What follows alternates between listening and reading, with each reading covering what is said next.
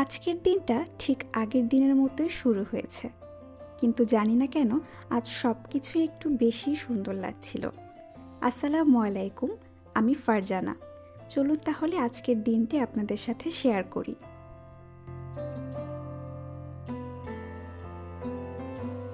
আমি বারান্দায় চলে এলাম। আজ কয়েকটা গাছের চারা বেরিয়েছে। গাছগুলো দেখে সত্যিই খুব খুশি লাগছে আমার।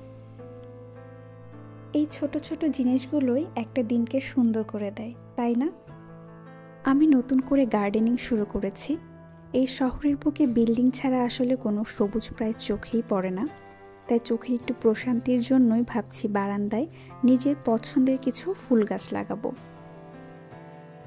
দেখতেই পাচ্ছেন বারান্দাটা অনেক মেসি হয়ে আছে। আসলে নতুন করে যখন গাছপালা লাগানো হয় তখন মাটি কাদা এগুলো দিয়ে একটু মেসি হয়ে থাকে।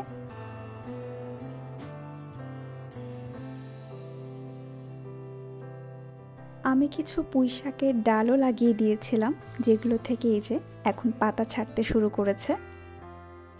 নিজের হাতে লাগানো গাছপালা যখন ফুল ফল বা পাতা ছাড়ে তখন আসলে দেখতে অনেক ভালো লাগে। আমি একটি গোলাপ ফুল গাছও কিনেছি। এই যে গোলাপ ফুল গাছটি, ফুলগুলো দেখতে অনেক সুন্দর না? আমার কাছে তো ফুলগুলো অনেক ভালো লেগেছে, কিন্তু যখন কিনেছিলাম এই ছত্রাকটা ছিল না। এগুলো কেন হয় কেউ জানলে আমাকে প্লিজ জানাবেন। হুট করে আমার লিলি গাছের টবে চোখ চলে গেল। দেখলাম এখানে একটা অপরাজিতার গাছ হয়েছে, দেখে আমার খুব ভালো লাগছে। আমি কিন্তু এই চারা লাগাইনি, কিভাবে একা একা হয়েছে এটাও জানি না। আর এই যে আমার বেলি ফুল গাছ, গার্ডেনিং করব আর গার্ডেনে একটা বেলি ফুল গাছ থাকবে না, তা তো হতেই পারে না। আমার সব থেকে পছন্দের ফুল এটি। কাল রাতে ঘর থেকে এই ফুলের ঘ্রাণ পাচ্ছিলাম, আর আজ সকালে উঠে দেখি এই তো মাটিতে পড়ে আছে। আর এটি আমার গন্ধরাজ ফুল গাছ। ফুল ফুটলে অবশ্যই আমি আপনাদের সাথে শেয়ার করব। যেহেতু নতুন স্টার্ট করেছি তাই এখনও গুছিয়ে উঠতে পারিনি। আপনারা কিভাবে আপনাদের গার্ডেনের যত্ন নেন তা আমার সাথে শেয়ার করবেন।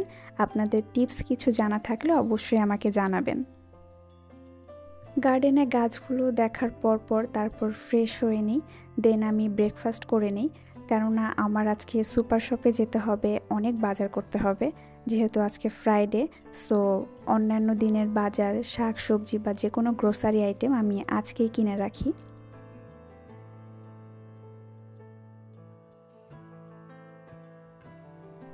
আমি সুপার শপে পৌঁছে আমার লিস্ট করা জিনিসগুলো নিচ্ছিলাম, আর শপিং কার্ট ঠেলতে ঠেলতে ভাবছিলাম আসলে ঘর সামলানো এক ধরনের অ্যাডভেঞ্চার। কি বলেন আপনারা? কয়েকদিন ধরেই ভাবছিলাম একটু ফ্রুট কাস্টার্ড খাবো, বাট কোনটা নেব সেটা বুঝতে পারছিলাম না। অবশেষে আমি ডিসাইড করে ফেলেছিলাম যে আমি এখান থেকে কোনটা নেব।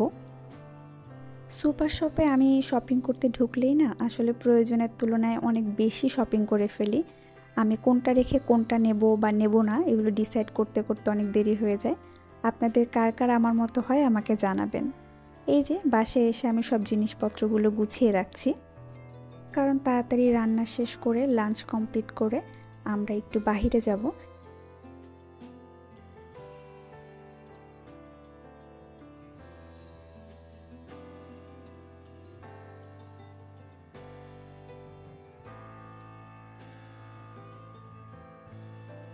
এরপর আমি আর আমার হাজব্যান্ড একটু শপিংয়ে গিয়েছিলাম। দেন শপিং শেষ করে আমরা একটু পার্কেও বেরিয়েছি।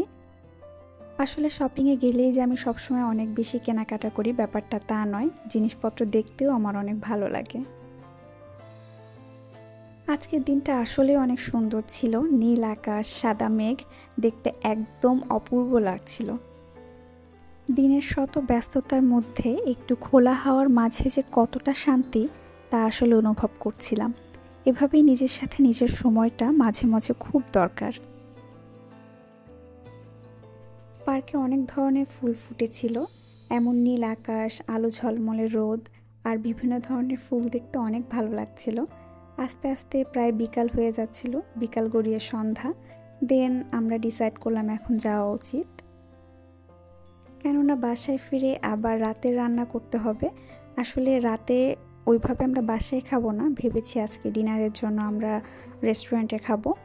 তো পরের দিন সকালের যে রুটি সবজি খাবো সেটার জন্য সবজি কেটে ধুয়ে রান্না করে রেখে আসতে হবে।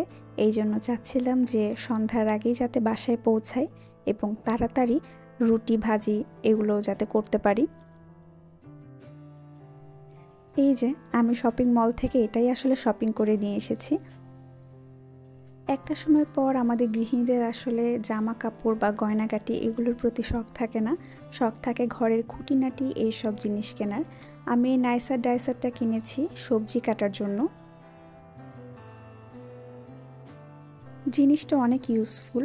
আসলে আমাদের রান্না করতে কিন্তু বেশি সময় লাগে না যদি কাটা বাছা থাকে এগুলো, তাই সবজি কাটাটাই আমাদের কাছে সব থেকে মেইন প্যারা। এই তো রাতে আমি একটি ভাজি তৈরি করেই তাড়াতাড়ি রেডি হয়ে রাতের খাবারের জন্য চলে এসেছি আমার হাজব্যান্ডের সাথে একটি রেস্টুরেন্টে। এভাবেই আমার আজকের দিনটি কেটেছে। আলহামদুলিল্লাহ আজকের দিনটি আমার অনেক ভালো কেটেছে। আপনাদের ছুটির দিনগুলো কীভাবে কাটান আপনারা আমার সাথে অবশ্যই শেয়ার করবেন। আর ভিডিওটি যদি আপনাদের ভালো লেগে থাকে তাহলে অবশ্যই লাইক, কমেন্ট এবং শেয়ার করে আমার পাশে থাকবেন। আর পরবর্তীতে আপনারা কী ধরনের ব্লগ দেখতে চান বা ভিডিও দেখতে চান আমাকে কমেন্টে অবশ্যই জানাবেন। আজ এই পর্যন্তই, আবার দেখা হবে। ভালো থাকবেন। আল্লাহ হাফেজ।